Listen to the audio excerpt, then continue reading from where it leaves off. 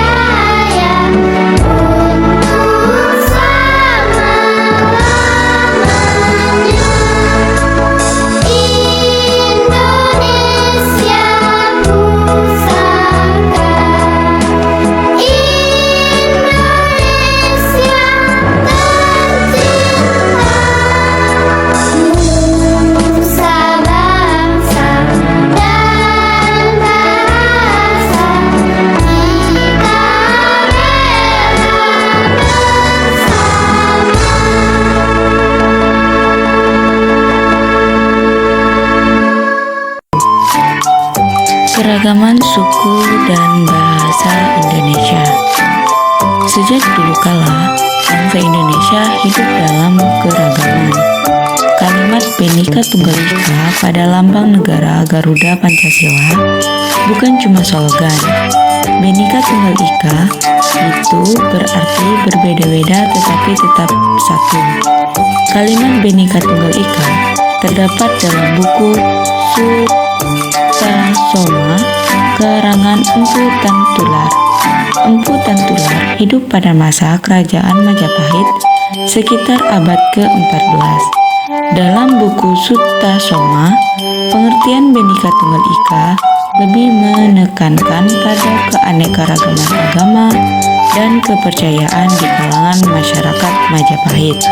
Penduduk Indonesia terdiri atas beragam suku bangsa, agama, adat, budaya, dan bahasa, yang mana semuanya dapat hidup rukun berdampingan. Indonesia memiliki banyak keragaman. Nah, ada banyak faktor yang mempengaruhi terjadinya keragaman dalam masyarakat Indonesia. Nah, berikut ini adalah beberapa faktor yang mempengaruhi terjadinya keragaman dalam masyarakat Indonesia. Yang pertama, letak wilayah Indonesia yang strategis. Kemudian, di mana kondisi negara Indonesia adalah negara berbentuk kepulauan. Kemudian, perbedaan kondisi alamnya. Selanjutnya yaitu keadaan transportasi dan komunikasi. Kemudian, penerimaan masyarakat terhadap sebuah perubahan. Nah, karena faktor-faktor inilah yang mempengaruhi keberagaman pada masyarakat Indonesia, yang mempengaruhi keragaman pada suku bangsa, agama, adat, budaya, dan lain-lainnya. Yang mana setiap suku bangsa memiliki bahasa daerahnya masing-masing, yaitu bahasa yang biasanya digunakan sebagai alat komunikasi masyarakatnya dalam kehidupan sehari-hari. Setiap suku bangsa memiliki logat dan dialek yang khas, sehingga kita dapat dengan mudah membedakan antara suku satu dengan suku lainnya. Oke, berikut ini adalah beberapa suku-suku yang ada di Indonesia beserta dengan bahasa yang dipakai oleh suku tersebut. Yang pertama yaitu di daerah Aceh, yaitu terdapat suku Gayo. Mereka menggunakan bahasa Gayo. Kemudian selanjutnya yaitu pada daerah Sumatera Utara, yaitu terdapat suku Batak, di mana bahasa yang mereka gunakan yaitu bahasa Batak. Selanjutnya yaitu pada suku Minangkabau, yaitu menggunakan bahasa Minang. Selanjutnya ada suku Anak Dalam dari Jambi. Kemudian pada Pulau Jawa yaitu ada suku Betawi, Sunda, Jawa. Yaitu jika pada suku Betawi menggunakan bahasa Betawi, suku Sunda menggunakan bahasa Sunda, dan suku Jawa menggunakan bahasa Jawa. Kemudian selanjutnya yaitu pada Pulau Jawa, Bali, yaitu terdapat suku Aga, yaitu menggunakan bahasa Bali. Selanjutnya yaitu ada NTB atau Nusa Tenggara Barat, yaitu terdapat suku Sasak menggunakan bahasa Sasak. Selanjutnya yaitu ada NTB, yaitu menggunakan bahasa Alor, yaitu suku Alor. Berikutnya yaitu pada Pulau Kalimantan, yaitu terdapat ada suku Dayak, yaitu ada menggunakan bahasa Ngaju. Kemudian ada suku Banjar, yaitu menggunakan bahasa Banjar. Selain itu ada juga suku Melayu, Tionghoa, dan suku Dayak lainnya. Kemudian selanjutnya yaitu pada Pulau Sulawesi, yaitu ada suku Talau menggunakan bahasa Miangas. Kemudian ada suku Ampana menggunakan bahasa Ampana. Selanjutnya yaitu suku Bugis menggunakan bahasa Bugis. Kemudian ada suku Toraja yaitu menggunakan bahasa Mansa. Dan yang terakhir yaitu pada Pulau Papua yaitu ada suku Dani menggunakan bahasa Dani. Kemudian ada suku Asmat menggunakan bahasa Asmat Kamau. Meskipun terdapat keragaman bahasa daerah di Indonesia, tetapi Indonesia memiliki bahasa persatuan, yaitu bahasa Indonesia. Selain keberagaman suku, bangsa, budaya, sosial, dan bahasa Indonesia, bangsa Indonesia juga memiliki keragaman dalam agama, di mana di Indonesia sendiri ada 6 agama yang diakui, yaitu ada Islam, Kristen, Katolik, Hindu, Buddha, dan Konghucu. Nah, teman-teman, adik-adik semuanya, setelah kita mengetahui keberagaman baik suku, bahasa, adat, budaya, dan agama yang ada di Indonesia, kita harus menanamkan kepada diri kita rasa toleransi, menghargai satu sama lain. Karena meskipun kita memiliki perbedaan atau keberagaman, baik itu suku, bahasa, budaya, adat, dan agama, tetapi kita tetap satu, yaitu kita satu bangsa Indonesia. Dengan slogan kita yaitu pada Bhinneka Tunggal Ika, berbeda-beda tetapi tetap satu tujuan.